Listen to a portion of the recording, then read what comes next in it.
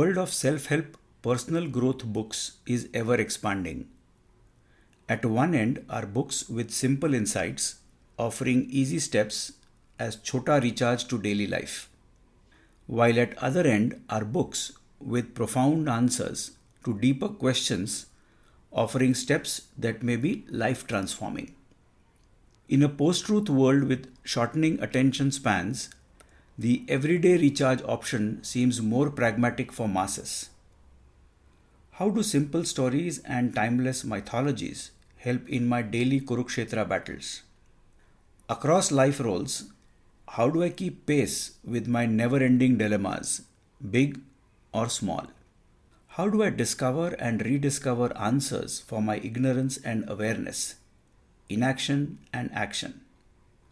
To explore this subject and more, here is a conversation with Amrut Deshmukh, also known as the Booklet Guy, who calls himself an outdated chartered accountant, who turned from being a professional gambler to a social entrepreneur with the mission of Make India Read. My only purpose in life is to cultivate reading habits amongst the youth of India, he says.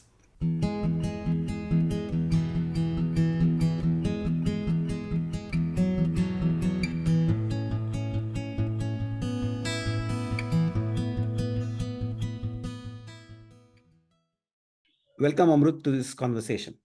Thank you, Milin. Thank you so much for inviting me on Wings by Agnihotri. The name itself sounds so royal. Wings by Agnihotri. I mean, the first time when I heard, it sounded like a very royal name. Uh, Credit goes to the English language. I mean, our aim is, as we have said in the podcast description, is to celebrate the stories of young Indians. In just who they are. I mean, not specifically about their achievements or any specific milestones or anything that they have reached. It's just that who you are, where you come from, what sort of life you have had, what sort of world that you see around, and how are you experiencing it, and essentially your perspective about yourself and the world around you. And the hope and belief is that uh, you representing young Indians, and there are many who have come on this podcast before. We are so fortunate to have them. Are we believe have either found their wings to take them far and wide, or are in the process of discovering them. So that's where the name comes from. With somebody like you on this podcast, uh, it's not easy for me as a host to decide where to begin, to be very honest. But I know you go by another name called the Booklet Guy, and we will talk more as we go. Your love for books is something which not only you, but your millions of your fans and followers already know it. So maybe I thought a good note to begin would be to begin on a small book that I read a couple of months back. Uh, Goes by the name 1 Minute Wisdom by an author called Anthony DeMello. It may have been a part of your reading repertoire, but on Wikipedia, this is what I find about Anthony DeMello. I quote Wikipedia here. It says Anthony DeMello was an Indian Jesuit priest and a psychotherapist. A spiritual teacher, writer, and public speaker, DeMello wrote several books on spirituality and hosted numerous spiritual retreats and conferences. He continues to be known for his storytelling, which drew from the various mystical traditions of both East and West. Unquote. Now, the book 1 Minute Wisdom, it says that in more than 200 parables and lessons, Anthony DeMello points the way towards new level of harmony, wisdom, and enlightenment. I'm going to pick one of the 200 parables. And by the way, these parables are over even before you start reading it. So here is one which goes by the name tribulation. Calamities can bring growth and enlightenment, said the master. And he explained it thus. He gave a story which says, each day a bird would shelter in the withered branches of a tree that stood in the middle of a vast deserted plain. One day, a whirlwind uprooted the tree, forcing the poor bird to fly 100 miles in search of shelter, till it finally came to a forest of fruit-laden trees. The story ends. And I was thinking about this story, and I actually imagined that little bird living on that withered branches of a tree, which is in the middle of vast deserted plain, which basically meant that there was nothing around the tree but vast wasteland. But the bird would find everything that it required to live off the tree. Protection from sun, rain, enough fruits to eat and survive. But one day, because of a storm, the tree gets uprooted and it has no choice but to leave that tree and fly miles and miles and miles into the desert till it finds a forest which is full of fruit-laden trees. And it never goes hungry again. Now, for me, this is a story of crisis, which uproots you from a familiar world and tells you that that world no more exists.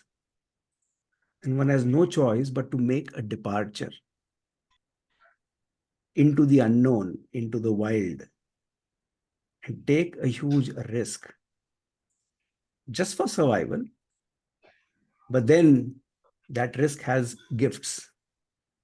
Now, this is a story of all of us, I think, Amrut. And I have had many crises in my life where I had to just make a departure into the unknown. I wonder if you resonate with this story. 100%, 100%. In fact, in psychotherapy, there is a concept called adversarial growth. Sounds like an oxymoron. Adversarial growth. You know what is oxymoron, right? Yep. Using two opposite words side by side in the same line. Empty crowd or silent noise. My favorite oxymoron is happily married. Just kidding. So, I mean, see, we think that growth comes by going through the pain, not by avoiding the pain. My whole approach towards adversities, failures, setbacks, lowest points of life changed when I read a book called Acres of Diamonds by Russell Cornwell, a very old book. Mm-hmm. And one chapter says, I pity the one who inherits a big fortune. And I was like, wow. Yeah, and in fact, this got confirmed when I sit around and meet so many business tycoons who are like 1,000 crore net worth and 5,000 crore net worth. The most common question I get from these rich people: my children are spoiled. How am I going to make them go through adversities? Should we create artificial adversity? And if yes, then what am I doing? Why am I making so much money for it? It's for them. They are in a biggest dilemma. How much should we give to our children? If we don't give, then all my hard work is useless. And if I give, they are pampered. They don't work hard. Everybody's saying this. In fact, Elon Musk had tweeted a few days ago that what should I do? I mean, I went through a lot of adversities. I saw the poorest and the poor days of my life, but my children are enjoying every minute. They are born billionaires. So should I create artificial adversity? So I think somewhere the solution to this is that sometimes we should deliberately fall back to the old routines and break sometimes we get used to the luxury so much that unknowingly they become necessities. When I suddenly realized that, oh, I'm using three pillows, I can't sleep without three pillows around me. No, come on, this is not okay. Suddenly I'll go try to go to sleep without a pillow under my neck. What will happen? At the most, okay, fine, I'll have a ache around my neck or maybe a headache for 1 or 2 days. But going back, fall back to the old behaviors. Because millions of people can sleep without a pillow, I should be able to sleep without a pillow, at least for a night or two. So, these things, now booking a ticket on IRCTC is so convenient.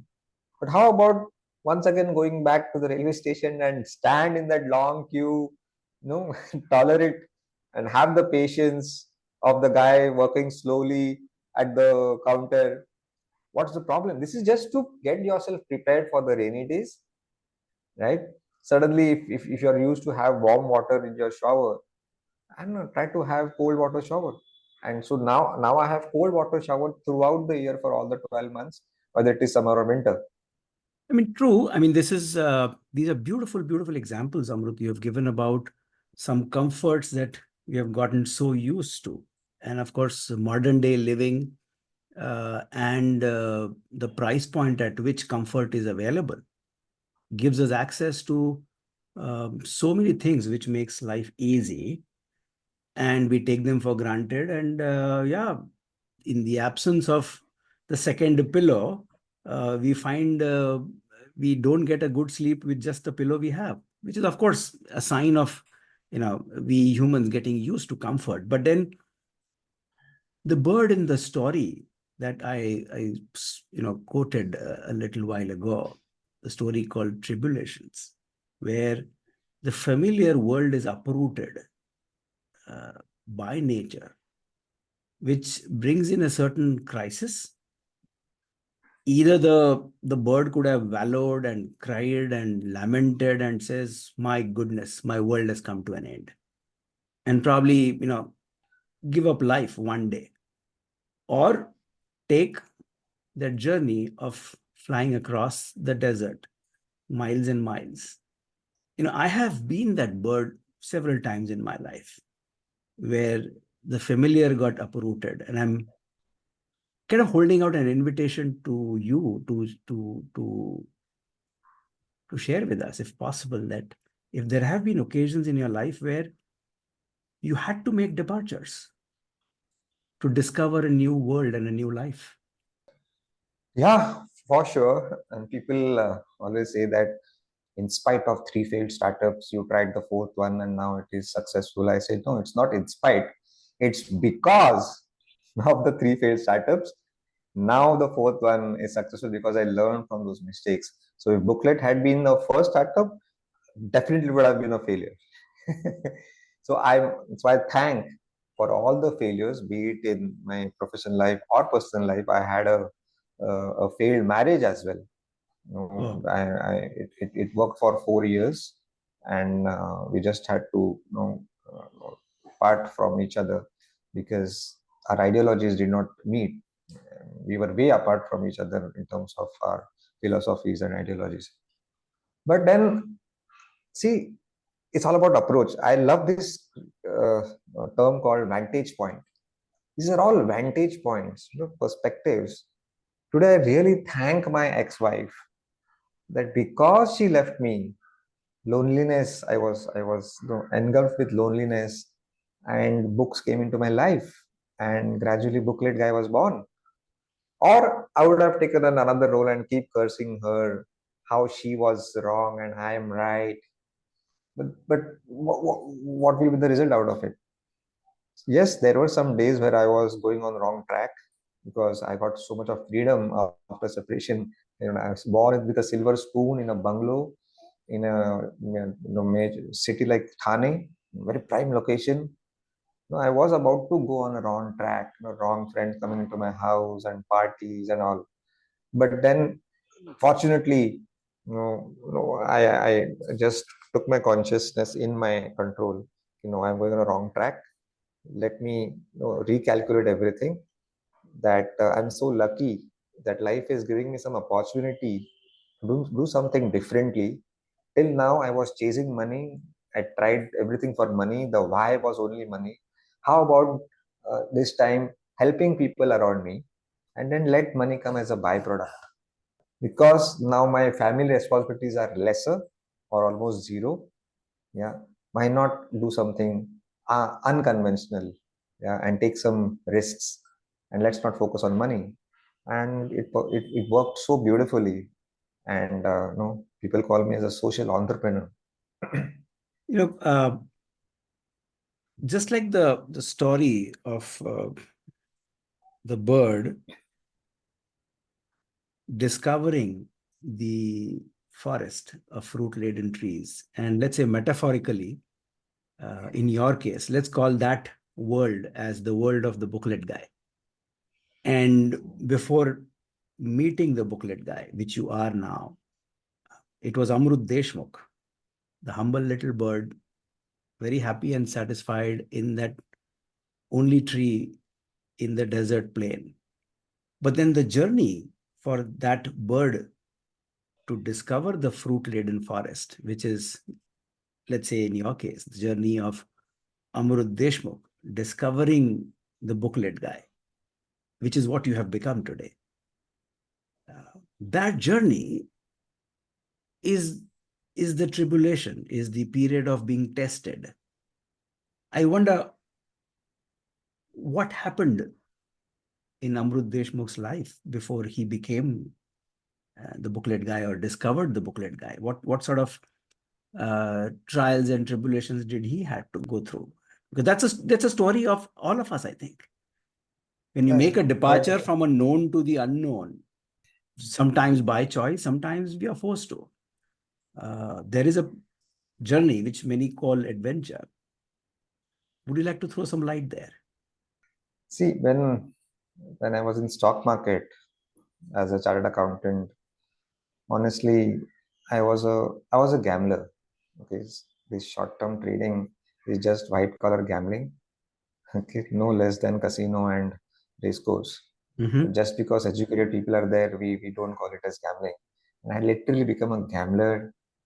I was surrounded with gamblers, and I firmly believe that there is nothing more important than money in life. I was losing out good friends. Yeah, so it's just about 1 crore and then 2 crores, and the goalpost gets upgraded every time. Yeah, and it's never enough.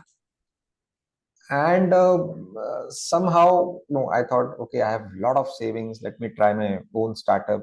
So I had three failed startups in a row, and I was already married before that. And so things started becoming really ugly in my personal life, and things became so bad.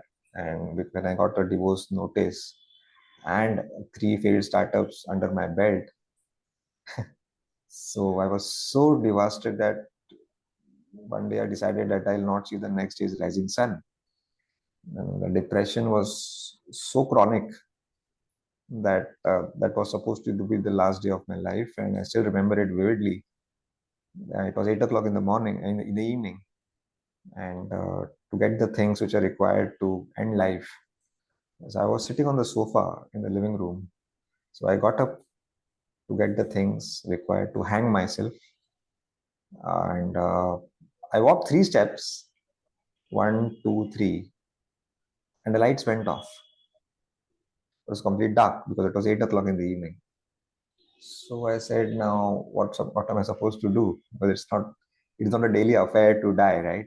It was not easy to find the things required to hang. So I said, okay, let me get back on the sofa once again till the light comes.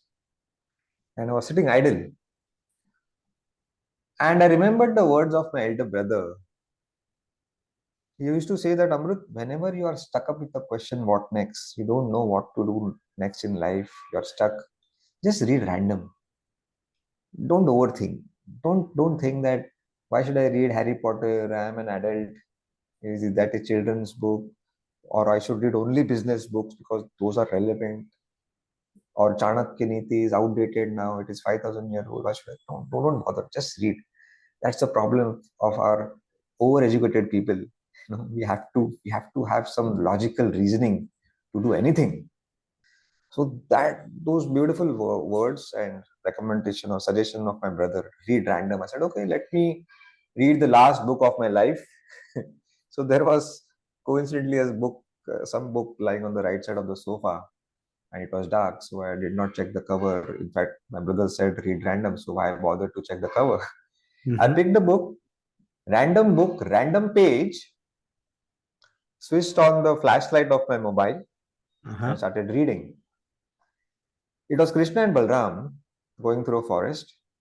So it was getting dark. So Krishna said to his elder brother, Balram is the elder brother of Krishna. So he says to Balram that I'll go to sleep, but you keep a watch. It's a risky area. We are into deep woods. There Okay. could be wild animals. It's risky area. So you do some patrolling. Once you get tired, you let me know. We will switch the roles. Balram says okay, and Krishna goes to sleep. Balram is walking to and fro. Suddenly, a monster comes and yells at Balram. Balram gets scared, and that gives confidence to the monster. And the monster grows bigger in size, and Balram shrinks in size. This happens again and again. He yells, Balram gets scared, he becomes smaller and smaller and smaller. To such an extent, Balram is so scared, he screams, Krishna! And faints down on the ground. Krishna innocently mistook that my elder brother has called my name, it is my turn, and he's resting. He didn't know what had happened because he was fast asleep. So this time Krishna gets up, starts walking, and the same monster looks at a new face and he knows the trick works, yelling works. So he yells at Krishna, but this time Krishna looks at this huge giant size monster and calmly says, without any fear, what do you want? And that gives a big setback to the monster. And this time, Milin, something different happens. The monster shrinks in size and Krishna grows bigger. And this happens again and again. The monster keeps having these futile attempts to scare Krishna, but Krishna says, what do you want? Why are you shouting? Are you hungry? Should I order something from Zomato? And these are my additions, okay? This was not there in the book. And the monster shrinks to a tiny nut size. Krishna picks him up casually, ties a knot to his dhoti, and goes to sleep. The next morning, both the brothers resume the journey, and Balram obviously recollects his nightmare and says, last night a huge monster had almost killed me. And Krishna says, wait. Are you talking about him? This tiny little nut-sized guy was about to kill you? And the epic message, the stories from Gita Mahabharat, and the writer Ved Vyas wanted to say that face what you must face. The monster was just a metaphor of the problems and challenges of our life. Beautiful. The problem of the bird that you mentioned. See, we all have problems, some or the other. There is nothing called problem free life. It's a myth. Right now, listeners who will be listening to us, somebody must be going through a divorce litigation, somebody's father is fighting cancer, bedridden, a younger sister of marriageable age, not getting a desirable husband, or dowry problems, uh, parents not supporting the passion of their children. Yeah, children is drug addict, child is drug addict, and parents are disappointed and worried about it. A nagging wife, non-supportive husband. These are in Marathi. There is a very beautiful phrase called "mati chachuli," and so I realized that I'm trying to escape. I have to face the monster within me. A failed partner, a failed entrepreneur. No, I should not escape or ignore it. Yeah, if you try to ignore the problem, that problem will become bigger than you, and that problem will gain control over you, the way it happened in case of Balram. But if you face what you must face, you become bigger than the problem and you gain control over it. And these beautiful words flashed like epiphany in that dark living room, that bad, ugly thought of killing myself never came back in my mind. It lasted for 1 full minute. I know how it feels when you know the death is just 2 meters away from you. Probably only me and Sushant Singh Rajput know how it feels. Unfortunately, he took that step. I did not. Thanks to a book that saved my life, and also thanks to Maharashtra Electricity Board. That or else for the today you power would have been. outage. So No, whenever lights go, I'm happy that something positive is going to happen. no, I So mean or what else today you would have been taking somebody else's podcast. no, Amrut, I think what you're saying over here is something very, I wouldn't say wise, something which I find it very pragmatic, where the monster that tried to uh, instill fear in Balram, which he was successful, but he failed with Krishna. And the stories of Balram and Krishna, as we have grown up reading here in India, are essentially two sides of each one of us, isn't it? I mean, it's there is no Balram and Krishna as two separate people, two sides of the same coin. So there is a part of me which, if I have listened to you carefully and heard your story of Krishna and Balram that you just recited, I think there's a part of me which somehow, as we live our life, is what I see is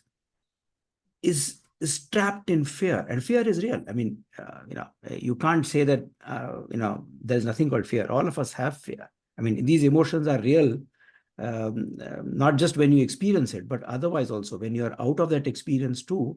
Fear is there. It's a state of mind. You can't help it.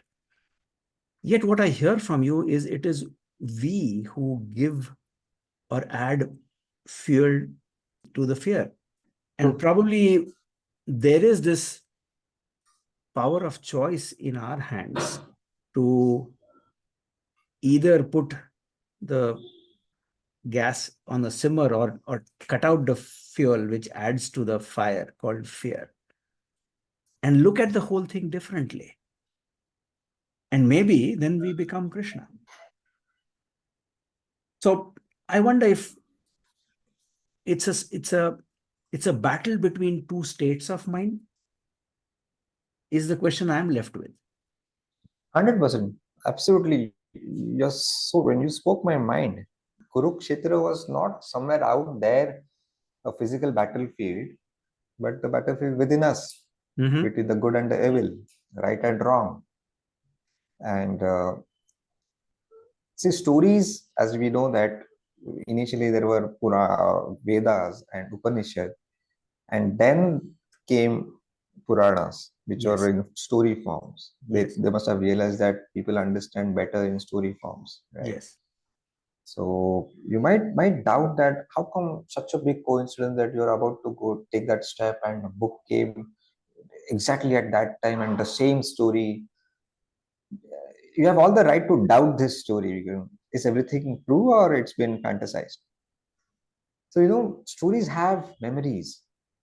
Stories have a lot of glamour. They are Instagrammable. Yeah, of course, every word of this is true. Let me let me Sure. make it very Sure. clear.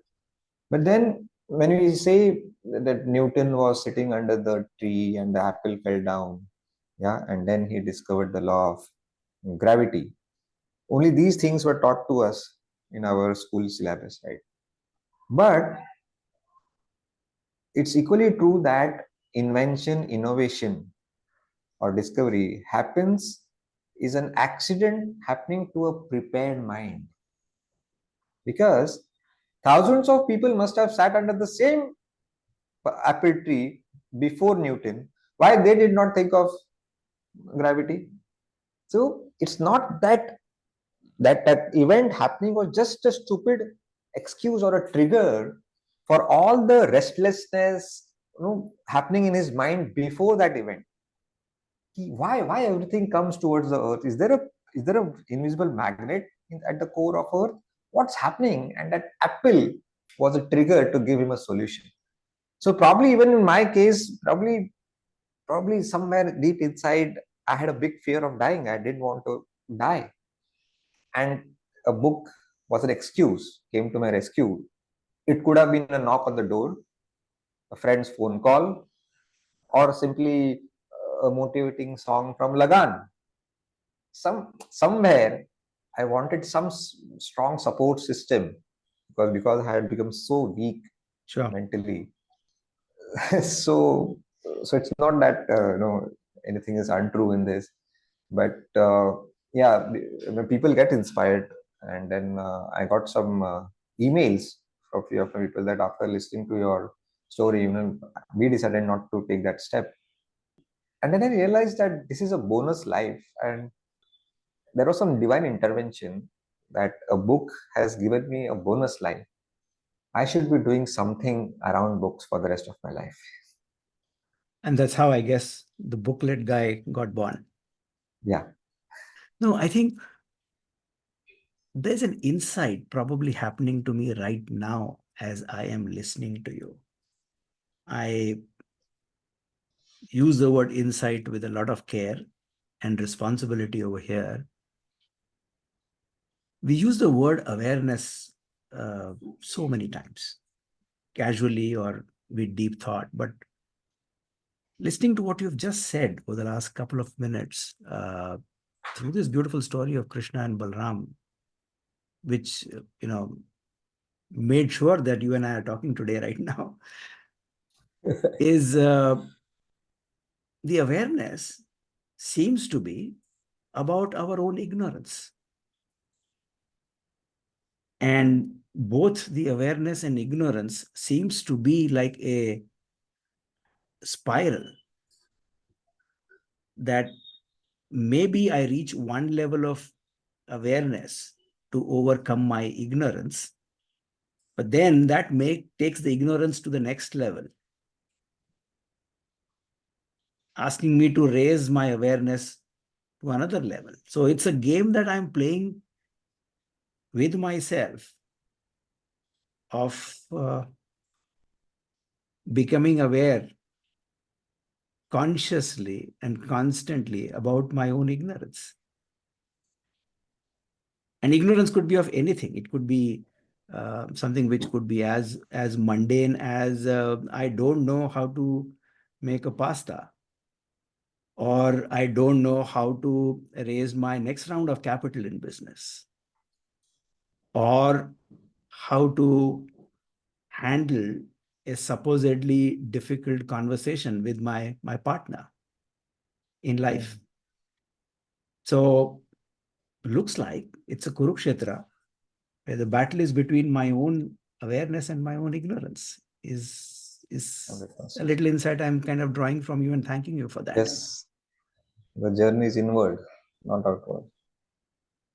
So Amrut, you chose not to take the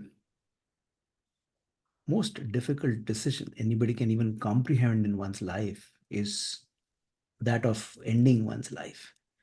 You chose not to take that decision, and then that booklet guy happened to you. And in some ways, you are embodying that identity, is what I hear. Uh, if I were to ask you, who is this booklet guy?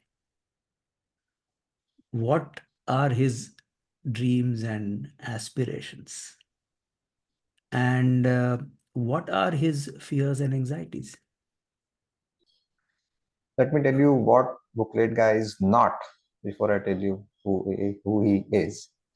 So, Booklet Guy is not a motivational speaker. Booklet Guy is not a YouTuber. Booklet Guy is not a content creator. Booklet Guy is not a guru. So, what is he?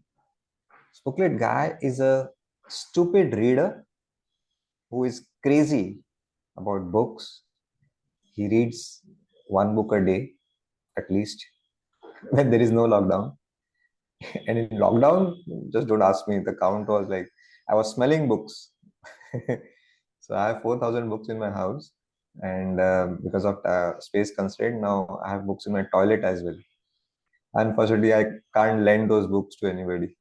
So Booklet Guy is a crazy book lover, a reader, but of its own kind, where everybody reads for oneself. He wants to infect the youth of India through his reading habit and cultivate the habit of reading amongst the youth of India. That's the mission of Booklet Guy, to make India read. Okay, I have a dream that one day India will be known as a nation of readers on the world map. So I'm not here to preach you to read. No. Initially I did this mistake. Then I realized no, I have to become one of those rare readers who have read 1986 books till now at a tremendous speed. So normal reading speed of most of the people is 150 to 200 words per minute. Through practice, I have increased to 1200 words per minute. That's why virtually I can read one book a day. And then through my actions, people will get inspired. Van Dyer, one of the famous authors, he's no more. He has written a book called Your Erroneous Zones. And he taught me that if you work hard on your job, you make a living. But if you work hard on yourself, you make a fortune. And since that day, I decided to work on myself. And when I decided that, okay, I'm going to appeal to the youth of India, make them fall in love with books. And I saw myself into the mirror just just when the lockdown was started. And a big fat fellow with chubby cheeks and double chin and flappy arms and those Netflix facts around his waist. He's not booklet guy. He looks like a booklet uncle. So I started working on my body first. I rigorously started working out. No, I think I got rid of 15 kilograms. I was overweight. I built some muscles. No, of course, while reading. So reading and exercise are my two major parts of the daily routine. And this is how I decided that I'll be the change that I wish to see in others. I will read for India. I will not make India read unless I read. I should read one book a day, and then I summarize those books and give it to the whole of India through my free mobile app called Booklet. But again, I don't stand for Booklet app. Okay, that is just one of the stupid excuses to keep books relevant in millions' daily routine. The higher purpose is to cultivate reading habit. Reading habit is the higher purpose. I don't care whether you or listeners download Booklet app or not. I don't care. But after listening to our conversation, one of our listeners tonight go to bed. Before going to bed, he or she reads at least 2 pages of some book. I will declare mission accomplished. That is what Booklet Guy is. And what are his fears and anxieties? If I were to say that, going back to your Krishna Balram metaphor, how is Sure. the Balram in you uh, encountering the fear and Mm-hmm. anxieties of the booklet Yes. guy? Wow. Wow. Very, very uncomfortable question, but I'm glad you asked. Uh, See, I'll answer this through one anecdote, one incident that happened. So, Times of India had approached me for some interview, and I had been at a place, and he was the marketing head of Times of India. So, he was introducing me. This is Booklet Guy. He has millions of followers. And one line he used to add, he goes to bed at 9:30 p.m. Okay? Then he made me meet another guy. He is a booklet guy. He goes to bed at 9:30 p.m. I started getting irritated that my bedtime is getting as part of my introduction, not because of only that reason, but the bigger reason was the night prior, I had gone to bed at 11 p.m. And he knew that I am disciplined, I exercise a lot, I read a lot. So maybe out of love and affection, he was telling everybody that indirectly that Amrut is very disciplined. So I was feeling frustrated from within that by keeping silent, that no, last night I did not go to bed at 9:30 is as good as a lie. So my fear is is the gap, I'm, that will the gap remain or increase during my lifetime between what I am and what I appear to be? Milind, before this podcast, when we were discussing how to do it, what topics should be considered, you are always saying that social, economical, commercial, and that's the whole point. That history has assigned legendary status to those people for which, for what they are and not what they appear to be. When the gap between the two becomes zero, you become Mahatma. And Gandhiji has beautifully said that what I feel is what I think is what I talk, and what I talk is what I do, which sounds almost impossible to Yeah, do. I mean, coherence, as they say, is to appear as you are and being coherent about the whole thing, walking the talk, talking the walk, and all that stuff. Easier said than done. But then with your booklet app, which is available as a free download to people, where summaries of the book that you read, you make it available. And I am one of those millions of the users of your app, and it's a beautiful, beautiful app. What I like about the app is one word: simplicity. Period. Uh, Thank you. and two, it's no nonsense, to the point. Either I hear Amrut's voice summarizing a book in a couple of minutes, or I have an access to the text as well, if I were to read it. And of course, it does motivate me to read, but then this seems to be an experiment, in my view, in the world of social entrepreneurship. Would I be right in saying that? Yes, you are right. And while things were going right, numbers were growing, people were praising, it's a great idea. Back of the mind, I had this fear that in the name of Make India Read, am I making India lazy? That people will end up reading only book summaries and they'll start forgetting books. And that will be a big blow on the bread and butter of the authors. But I was wrong. My fear was wrong. And that was ratified by an email from the publishers of the book The Power of Subconscious Mind by Joseph Murphy. And they said that after you release the summary of our book on Booklet app in India, the sale of our book shot up by 30%. And that was the best day of my life. Yes, this is what I want. As I said, summary can never be a substitute for books. That will be a big insult of the author, right? No. Here, my competition is not with books or other reading apps. No, my competition is with the increasing unproductive time. We all have to accept that the amount of unproductive time has increased during the day. These beautifully attractive distractions, the pop-ups and Nura Fateh dance videos and stand-up comedies and music. I don't say music is bad, but too much of music is bad. Nowadays, my nephew had come from US, my sister's son. He wanted music while shower, while studying, during lunch, before sleeping. Music has become the new smoking, I believe. Just because it is available for free and in unlimited supply, we don't know where to stop. My competition is with these things: pornography, too much of stand-up comedy, too much of all those dance videos, and binge watching Netflix thrillers. I'm not saying they're bad, but if Batshah's raps and Netflix thrillers are cool, then reading is also cool. Reading in a metro train is also cool. So I'm trying to make reading more glamorous. And why that old image of a reader is a geek with those fat glasses and bald or a big tummy? None of these features are there in me. I still don't have glasses. I have six-pack abs. A reader having six-pack abs. Why only Hrithik Roshan should have?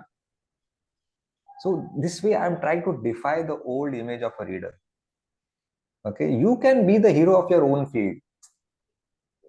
So when I look at a business entrepreneur, and a very simplified definition of that is probably one who either creates a product or a service or deals in a product or a service made by somebody else and does his or her own value addition.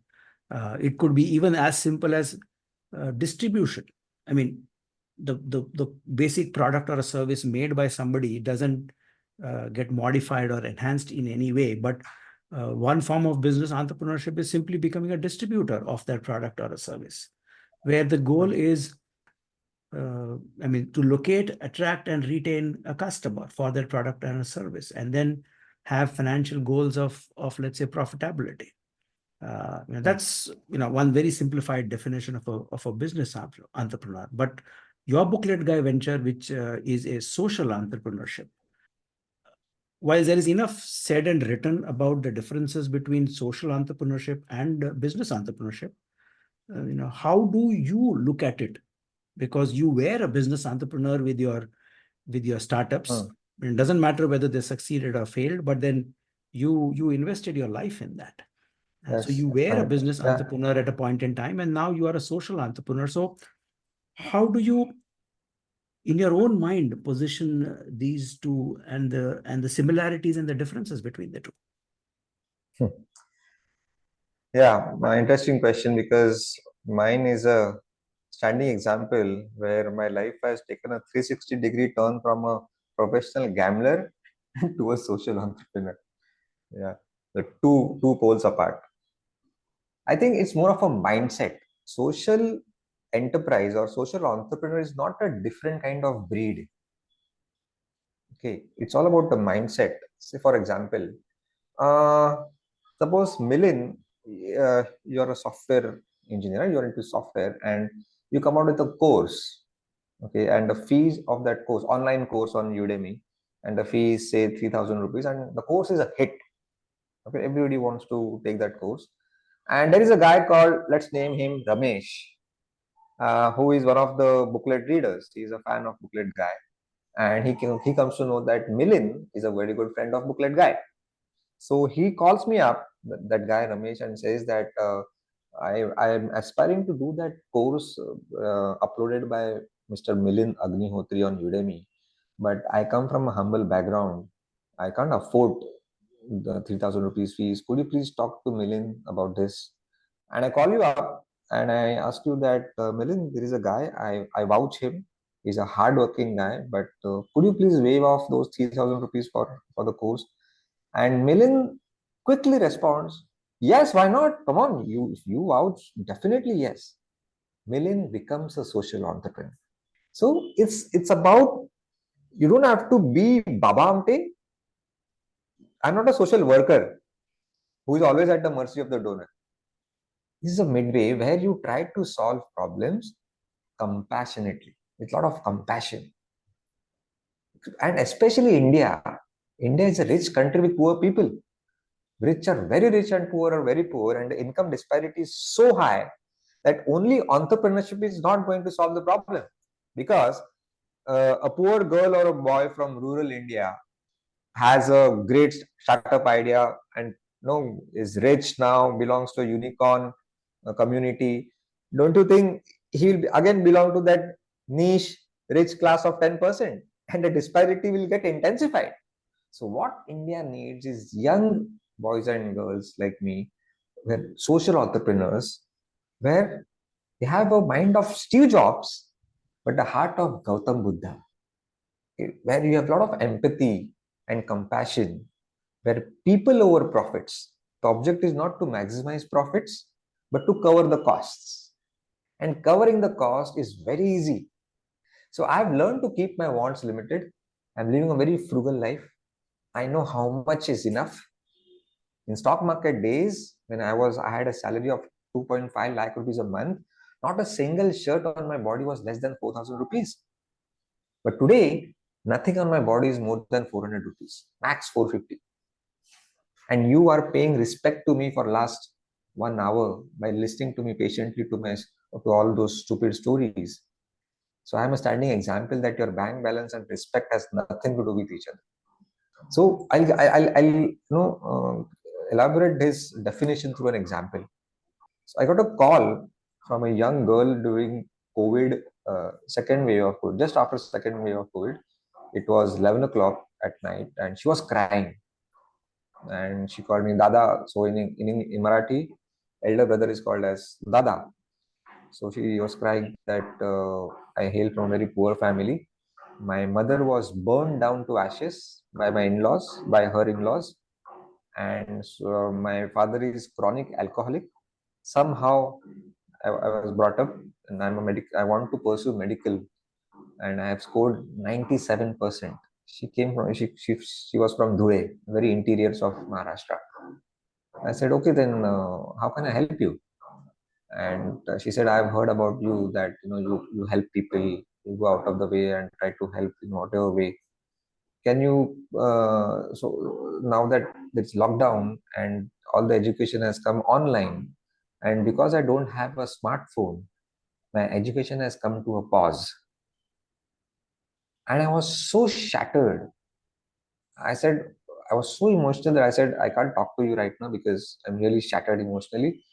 I'll call you back tomorrow morning. I spent a sleepless night that day, and oh my god, I mean, we just changed the phone just because there is a new version of iPhone. Yeah, even though the older one is working perfectly, and this girl has to pause her education because of lack of smartphone.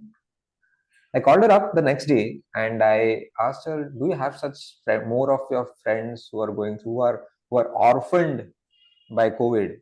So she lost her father in first wave. Then her mother's sister, so Masi, adopted her. She lost her Masi in the second wave, and so she was panicked. So she called me up out of panic. So I asked her, "Do you have any such friends who have lost their parents in COVID?" So we made a list of 100 such kids, and I made a post on Facebook. So that look, we are millions of people as part of Booklet community. If you have any spare mobile phone which is unused, you had used it but you're not using it anymore, please send it to me.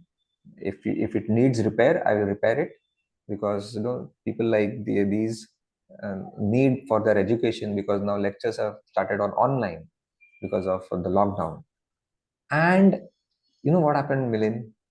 Within 1 week, I mean, there was a rainfall of mobile phones. The delivery guy thought that I'm doing some business of mobile phones. There are hundreds of phones lying in my living room, and they all received that phone, and they are now studying. Now this has nothing to do with Booklet, right? Correct. I mean, will you call it as a model, business model? What? It just, it appealed to me. I did. I used my fame. That doesn't mean that I've been completely detached to money. Okay, I fall prey to those attractions. I'm a young guy, so all those phones which I've received, some phones were better than my phone.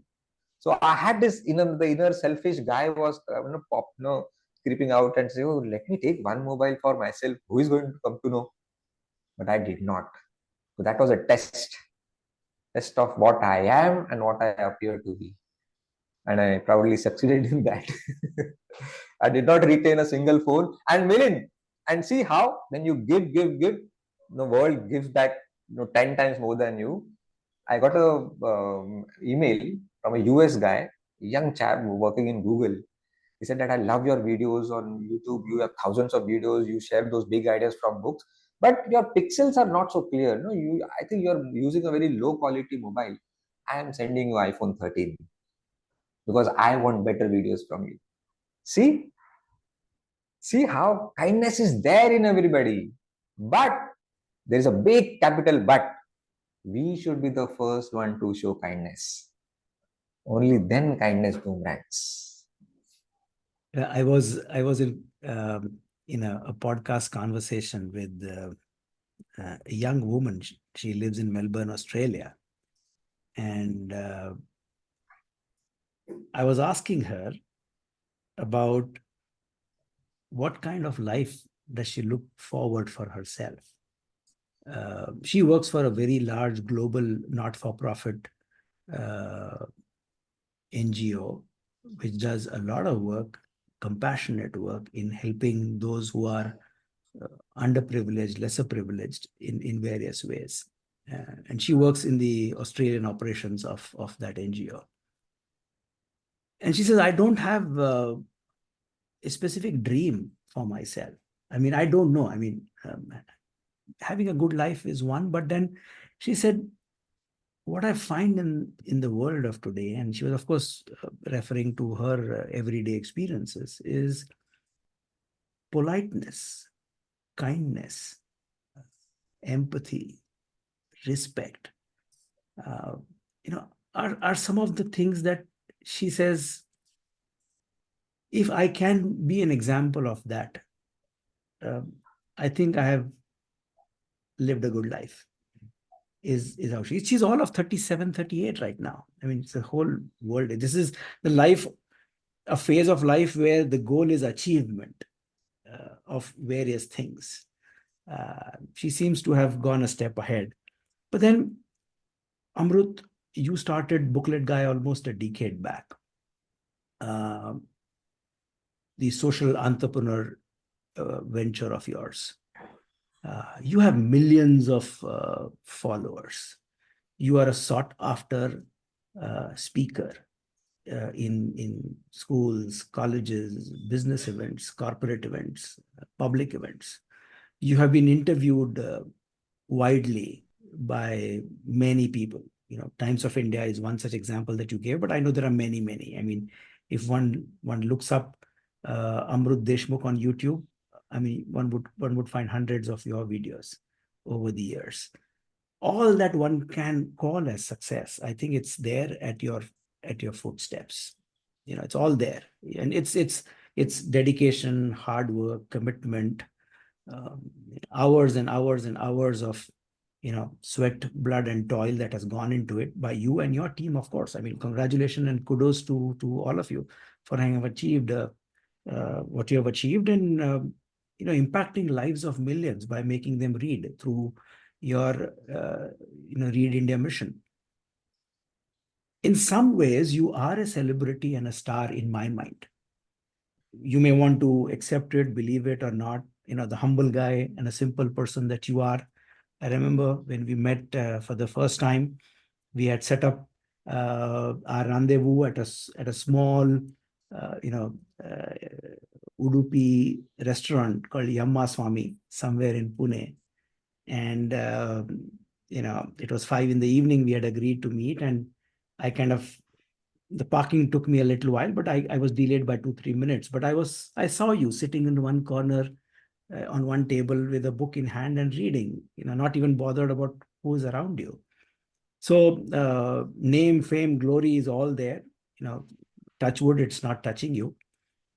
But then stardom forced on someone who is not wanting it in any case like you is like one of those temptations that Jesus Christ or Buddha had to face. If you look at the life of film star, like Rajesh Khanna was probably the first film star the Indian industry had. And today Shah Rukh Khan is probably holding that role. But then there's always a fear of the stars becoming entrapped in their own image. Belief, I believe, is one such thing where, as they say, beware of what you believe, because what you believe is what you will become. The question that comes to my mind is, is this thought alive in your mind that the brand that you have become could enslave you and could be a trap? Yes, I have this fear that will this success go in my head? Will I become arrogant? But then again, books help me to find solutions to all these problems. So it's a win-win situation, right? I think there can't be a better idea than this, that I read books, they help me to grow, and then as a byproduct, I make a summary for you guys. So there's a book called Think Like a Monk. Jai Shetty is a Instagram superstar, and there was a Greek warrior story where in Greece, if a warrior wins a battle and comes back home, and there is a lavish party, and he's celebrated, he's awarded everybody. And then there is one ritual that happens there, used to happen. A poor farmer is asked to come there and tell him something into the ears of the warrior who has won the battle. And what he says is, you are still just a man. So the idea behind this is to keep him grounded. And okay, you are a great warrior, you may be a great warrior at the battlefield, but now that you're back home, you're just like any other normal layman guy. And that struck my mind so hard. Wow, this is what has been happening with me since childhood. I was born with a silver spoon, but I was asked by my father to polish his shoes before I go to school. I still remember it. Of course, I used to get mad at that time. I didn't know why is he asking. He could have just say this to one of the servants, right? And so what I do is, there are two activities which I never delegate to the maids and servants.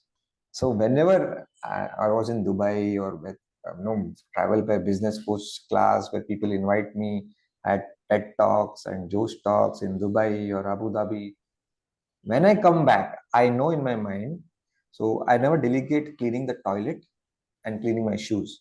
And by toilet, I do not mean only the tiles and floors, but the pot. So I do it every single day. I clean the pot and I clean my own shoes. So whether I'm traveling by business coach, I know when I go back, I stayed at 5-star, 7-star hotels. When I go back, I have to clean my toilet. That probably will or is helping me to be grounded, that nothing is going to change. Okay, we have to eat the same shepu ki sabji and matki ki usal in Marathi. Nothing is going to change. Yeah, fortunately, see, my fan following is very different from Shah Rukh Khan's fan following. In fact, they're not fans. The entire family becomes my friends. Okay, it's not that a single person. This is the husband, wife, and their kids. They all look up to me. They respect me. They invite me at their homes for dinners and lunches. So it's not that glamorous. Booklet Guy is not a celebrity. Booklet Guy is not a brand.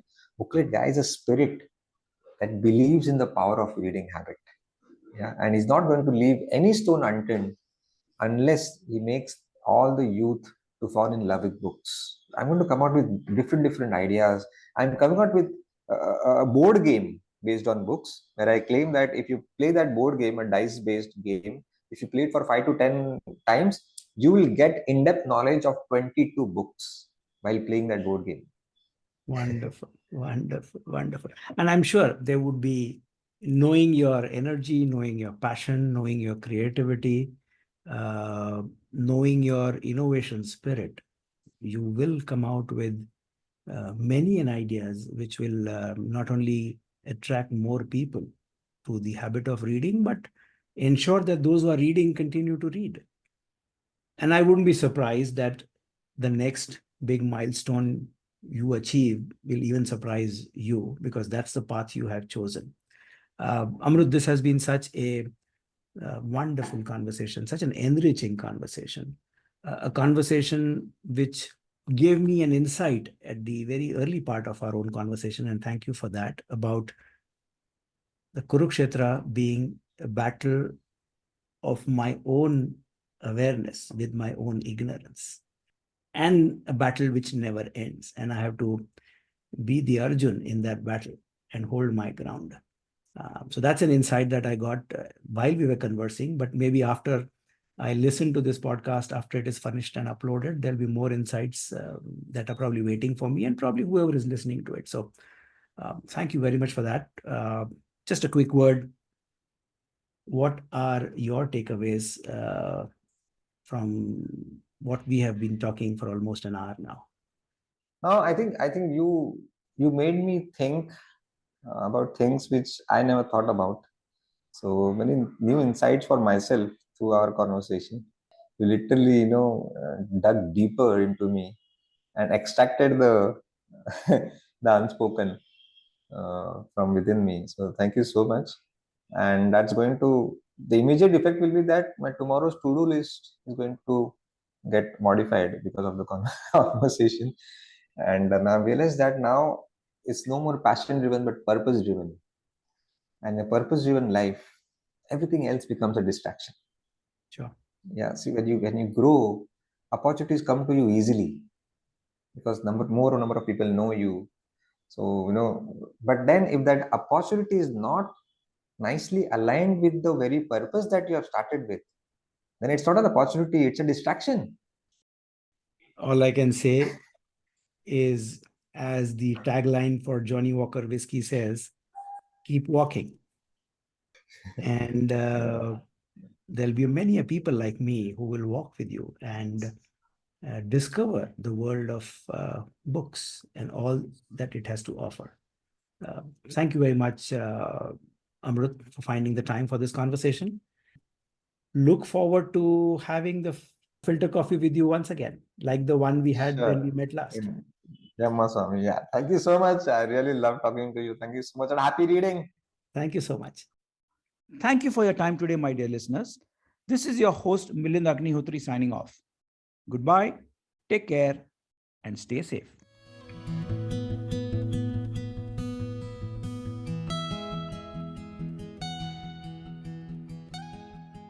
This podcast is for general information purposes only and should not be considered as a piece of any professional advice.